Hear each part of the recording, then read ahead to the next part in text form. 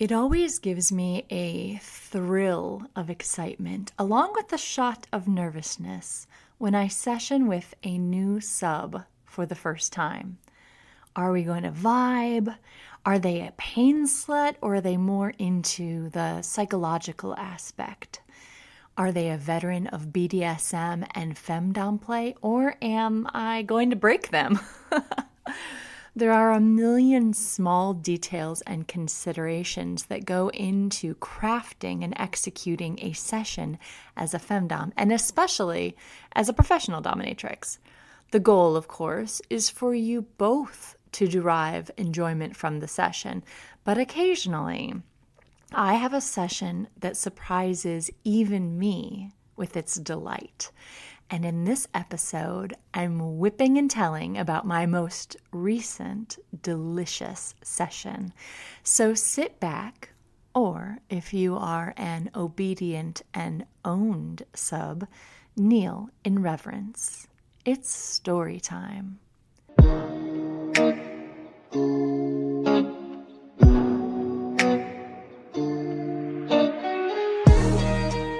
Hello, my pets, and welcome into The Dungeon, the podcast for submissives to learn, grow, be entertained, and to ultimately find empowerment in their submissive selves. I'm your host, Kat Nash, the Music City Dominatrix, and today I'm giving you a little peek into a recent session, a little taste of naughtiness to kick off your weekend. I was contacted via email by a man we shall call Dripper. He was a longtime veteran of the BDSM world and was interested in a session. He reminded me that we had actually met and chatted briefly at the local kink club one time. And to be completely honest, I didn't love his vibe.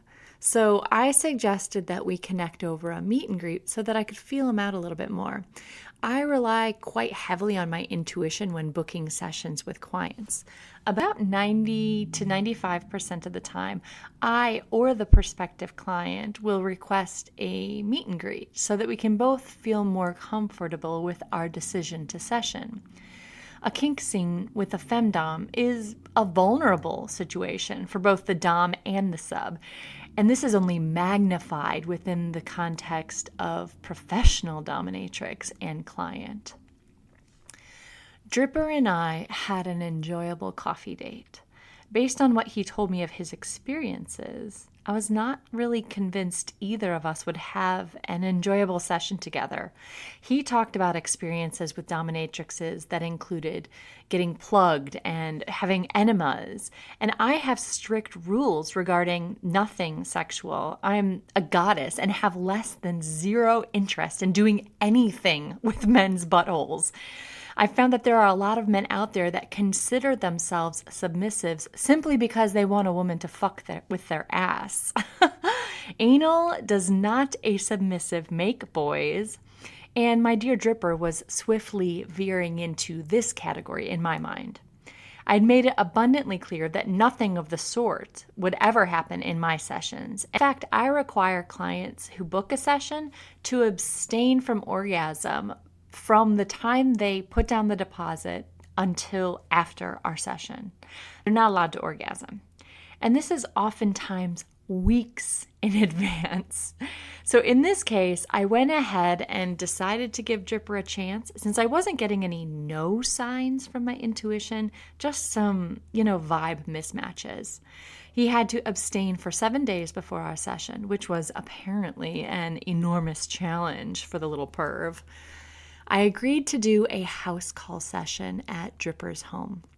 Now, I've done several house calls and hotel sessions in the past, but this was the first time I used someone else's toy collection. So when I arrived at Dripper's house in my black cat suit, he opened his door to reveal tables in his entryway covered with toys. There were floggers, whips, nipple clamps, rubber bands, literally an arsenal. And a doorway held a bar with chains to cuff him to. I had Dripper strip for a nude inspection, eyes down. When I touch beneath his chin, he is allowed to look at my face, but not until then. Despite his veteran status with BDSM, I was pleased to note Dripper was trembling slightly. You know how I love that.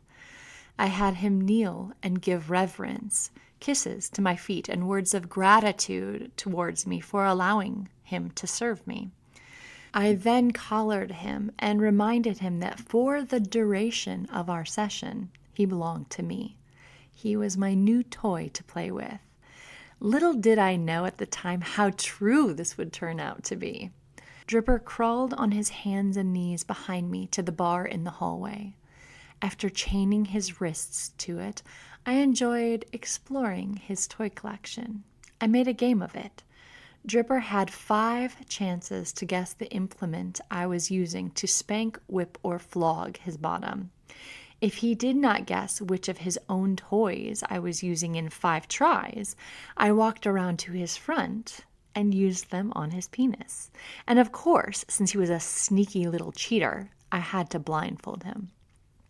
Just for the back, though, I would lift the blindfold when I came around front so that he could see what weapon I was using, and to make him look me in the eyes as I used it on his most delicate, sensitive parts. This may not have been the absolute fucking blast that it ended up being, if not for 2 aspects. Number 1, Dripper is a true pain slut. His nipples were swollen, hardened calluses from over 40 years of personal abuse to them. This man could take some pain. Secondly, he was vocal and squirmy. Now, don't get me wrong. He wasn't a screamer and he wasn't super loud, but he was very jumpy and dramatic, but like authentically, which I found extremely hot. I sort of slipped into a quiet mode, interspersed with great moments of laughter as I teased, tortured, and played with him. He gasped, yelped, sobbed, and even begged over the course of 2 hours. Once his bottom was striped and purple, his dick was sore and bruised, and his nipples chafed and abused, we moved to a bedroom where he had even more toys lined up. This time I used a TENS unit on his cock and balls. The drama from this sub. Unfortunately for him, his wrists and ankles were entirely bound, and he was completely helpless against my amused abuse. I've since tried to analyze what made this session so unbelievably fun for me and for him. It was pretty much a run-of-the-mill impact and bondage scene, so why was it just so fucking fun? Well, it's not necessarily because we immediately vibed, because I feel like we didn't. Oftentimes, just that connection is enough to make a session really amazing. But by the end of the session, we most certainly were vibing. I wanted to box him up and bring him home to keep in my basement and, take him out to play whenever I'm bored. I think that what made it so fun was that he allowed himself to be present in the moment and feel what he was experiencing, both mentally and physically. I feel like a lot of subs are really deeply in their head, whether circling through insecurities or trying to guess what is going to come next. And a lot of my job is pushing, beating, or teasing someone out of this monkey mind state. With this sub, he automatically just let himself be. Women tend to match energies. So when I'm with someone who lets themselves get excited, I get excited. If someone is turned on by something I'm doing to them, it really turns me on. Even if it's something weird. Hello, human couch. I'm talking to you here. So in this case, Dripper was literally dripping from the experience of my pain and torture. He was squirming and yelping and begging and gasping and whining and squirming, and it was honestly so much fun to play with someone like that. When our time together was drawing to its close, I uncollared Dripper. He started a fire in his fireplace, and we cuddled up under 2 blankets on his couch. He rested his head on my chest as I pet his back and head, and together we just breathed and sank into that floaty, cloud-like space that happens after a really damn good session. Before leaving, I ordered him to eat a good meal, drink plenty of water, and I suggested taking a nap. I have a feeling that he likely wasted no time making up for lost orgasms.